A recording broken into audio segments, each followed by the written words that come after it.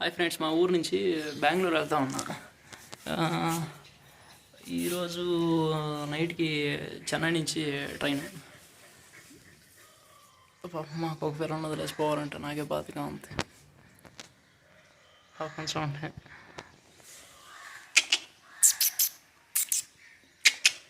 Okay, అక్కడ PF details ready చేయించాలా, ఆ పని మీద వెళ్తా ఉన్నా. ఆ పని మీద అట్లాగే మన జొమాటోని కూడా చూసుకొద్దామనేసి వెళ్తా ఉన్నా. జొమాటో, స్విగ్గీని రెండు చూసుకొద్దామనేసి వెళ్తా ఉన్నా. ఓకే,